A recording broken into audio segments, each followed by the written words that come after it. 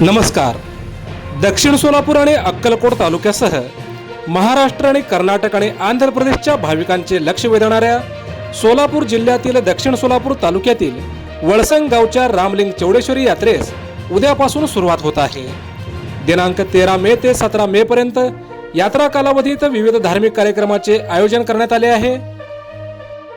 उद्या म्हणजेच दिनांक 13 मे रोजी पहाटे रुद्राभिषेकाने यात्रेची सुरुवात होणार आहे.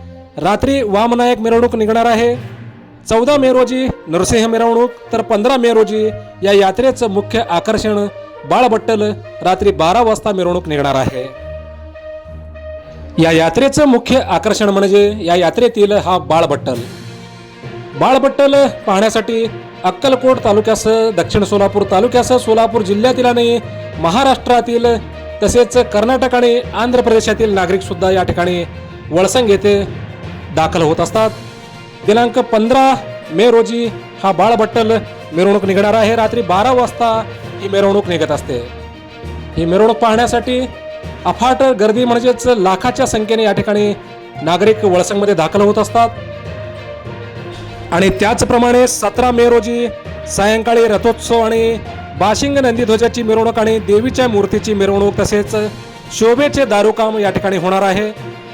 आणि त्याचप्रमाणे दिनांक 18 मे रोजी कन्नड सुंदर सामाजिक नाटकाचे आयोजन या ठिकाणी करण्यात आलेले आहे. या यात्रेला 250 वर्षाची परंपरा असून हजारो भाविक या ठिकाणी दर्शनासाठी येत असतात. यात्रेनिमित्त महाप्रसाद आणि विविध सुविधा देखील या ठिकाणी देवस्थानकडून उपलब्ध करण्यात आलेल्या आहेत. भाविकांनी मोठ्या संख्येने यात्रेत सहभागी व्हावे असे आवाहन देखील यात्रा पंच कमिटीने केले आहे.